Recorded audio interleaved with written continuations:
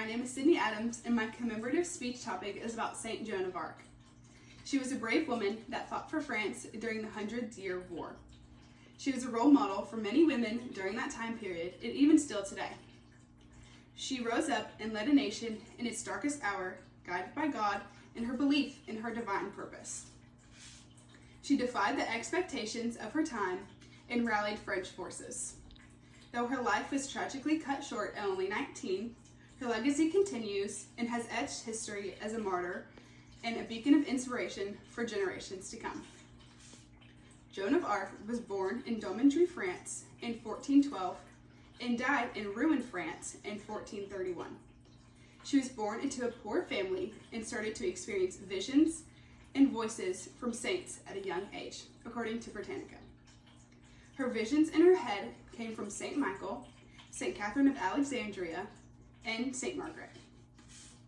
She was so devoted to her faith that she believed God was telling her to seek out the Dauphin and lead the troops to victory and have him crowned as the rightful king of France, according to uncg.edu. At the time, the monarchy of France was contested between the Dauphin, Charles' son, and the successor of the Valiant king, Charles VI, and the Lancastrian English king, Henry VI. A year later, she was captured by a third party called the Burgundians, who were allies with the English. She was then sold over to the English to be condemned.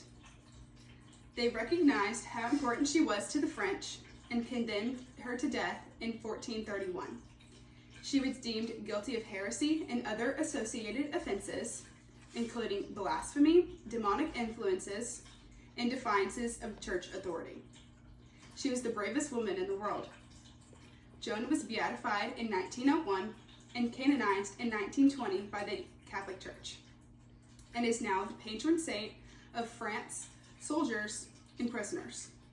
Many see her as a pillar of faith in their own personal lives. The main thing that drove Saint Joan of Arc to lead the French army against the English was her great faith in God, which served as her direction. She depended heavily on protection and guidance because she felt that God had selected her to relieve the suffering of the French people and restore the borders of the kingdom. Patriotism, submission, and God's will, and a commitment to helping others were her core beliefs. She had strong belief in the Catholic Church and was known for her intense personal piety. Joan's faith that she was carrying out God's will motivated her actions. Joan persevered in her faith and mission in the face of severe challenges, such as her capture and her trial. They reportedly discovered that the young lady was motivated solely by humility, modesty, and piety.